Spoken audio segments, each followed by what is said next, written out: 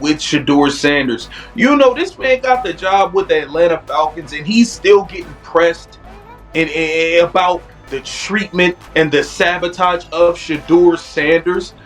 He got pressed so bad in this interview, he started foaming at the mouth, just blabbling, saying a bunch of nothing and a bunch of lies. This dude act like he cared about the development of Shedeur Sanders. This dude act like... subscribe, and hit that bell. First of all, Dan, I would tell you I have zero ill will towards anyone in that building. As it relates to decisions like that, it's not fair for me to comment. Those two young players, I love those guys. I loved coaching them. I love their development. I think both those guys, you can point to their rookie seasons. Bunch of lies. It's not my number one choice, Carl. We'll see where this goes. Now, we've had retreads or guys get a second opportunity to have great success in this league, you know, from Bill Belichick to Andy Reid. But Stefanski is going to be a hard sell to some of the fan base. Yeah, Dede, where you at on this, man? You know, to you guys' point, when I just posted like, hey, we got a new head coach, you know, Stefanski it is, on some of my social feeds, you know, to Mike's point. There's serious tension building in the NFL right now, and Atlanta is right in the middle of it. Falcons players aren't exactly calm about Kevin Stefanski's arrival, and a lot of it traces back to how things unfolded with Shedeur in Cleveland. This isn't some minor disagreement. It feels like the beginning of something bigger. You have to wonder, is this fallout from past decisions finally catching up? Stefanski walked into Atlanta hoping for a reset. New city, new roster, clean slate. But the league has a long memory. Players talk, veterans compare notes, and reputations follow you. Inside that Falcons locker room, the energy reportedly feels uneasy. Guys are watching closely. Leaders are asking quiet questions. When a coach carries controversy from a previous stop, it doesn't just disappear. And let's be honest, the way Shedeur's situation played out in Cleveland left a lot of people debating what really happened. There were games where his role shifted, moments where fans questioned the play calling, situations that didn't seem built to help a young quarterback settle in. Whether fair or not, perception matters in this league. Now that Stefanski is in Atlanta, those perceptions are resurfacing. Big-name players don't want instability. They want clarity. They want trust. And if there's even a hint of drama following the head coach, that affects the entire locker room. Meanwhile, Shedeur's reputation has only grown. He handled scrutiny. He handled noise. He kept playing. And the more he performed, the more the narrative shifted in his favor. That's why this moment feels bigger than just one coaching move. It feels like consequences meeting history. And around the league, people are watching. But this just shows you the power of Shedeur and the impact he has on the National Football League, bro. Last year when things was transpiring, everybody seen it. You could not cut on your TV and not see Kevin Stefanski sabotaging Shedeur. It was making New York Post, ABC News, NBC, ESPN, social media, you name it. Everybody and their mama was talking about the buffoonery Kevin Stefanski was doing. What's happening in Atlanta doesn't feel random. It feels connected. Stefanski likely expected a fresh start, a chance to rebuild his image and take control of a new locker room. But the players aren't naive. They've seen how situations unfold across the league. When tension follows a coach from one city to another, questions naturally follow. There are reports of uneasiness, conversations happening behind closed doors, veterans evaluating whether this leadership style is something they fully trust. Kyle Pitts' name has been floated in speculation. Other veterans are rumored to be watching carefully. Whether anyone leaves or not, the fact that whispers exist at all says something. This goes back to Cleveland. Last season, Shedeur's development became a major talking point. Some believed he wasn't fully supported. Others defended the coaching staff. But the debate never really died. And that's the thing about the NFL. Players across teams notice patterns. They study situations. They talk in the offseason. So when Stefanski lands in Atlanta, that history comes with him. Meanwhile, Shedeur emerged stronger. Instead of shrinking under criticism, he elevated. He sharpened his decision-making. He improved his command. He looked more composed each week. That contrast is what makes this storyline powerful. A coach trying to reset, a quarterback who turned adversity into growth, and a league that never forgets. Atlanta may have thought they were just hiring a head coach. Instead, they might have inherited a conversation. Now, David Njoku, former Browns tight end, could be connected to some of this drama that is coming out of Atlanta. Now, we know he took to Instagram a few days ago to let the world know that he will no longer be in Cleveland now. And then it gets even more complicated. David Njoku, who shared that Cleveland locker room, is now part of speculation connecting past relationships to Atlanta's future. If Stefanski wants familiar faces around him, that makes sense strategically. Coaches often do that. But players who lived through a situation firsthand also form their own opinions. They remember how roles were handled. They remember communication styles. They remember pressure moments. That's not drama. That's reality in professional sports. In Cleveland, Shedeur entered the league with heavy expectations. Questions followed him from draft night. Critics debated his readiness. Every snap felt magnified. There were games where the offense clicked, games where it stalled, moments that raised eyebrows. And through it all, Shedeur kept competing. Some fans believed he wasn't given enough stability. Others believed development takes time. But one thing was undeniable.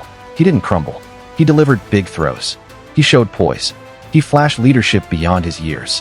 Whether you blame coaching decisions or not, the optics were tough. And optics matter in the NFL.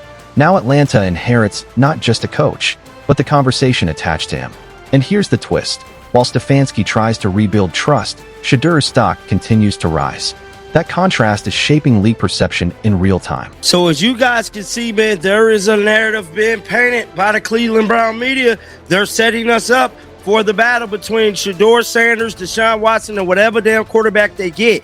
We had reports of Russell Wilson, Malik Willis, and possibly Mendoza coming to Cleveland, bro.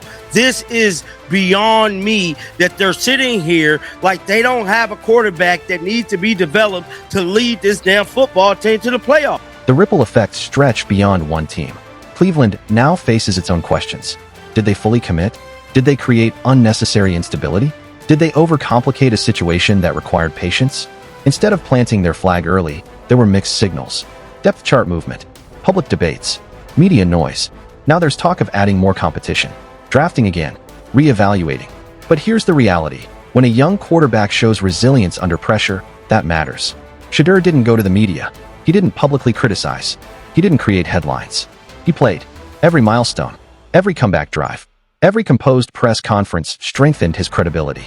Meanwhile, Stefanski now carries the burden of proving that past controversy won't repeat itself. Free agents notice. Draft prospects notice. Veterans notice.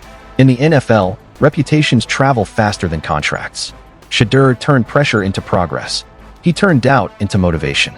And he continues to rise regardless of chaos around him. Atlanta may stabilize. Cleveland may regroup. But one thing is clear. Shedeur's trajectory didn't stall.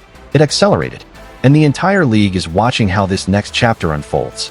If you want to stay locked in on every development, every shift in the narrative, and every move that shapes this story, hit subscribe and stay tuned, because this saga is far from over.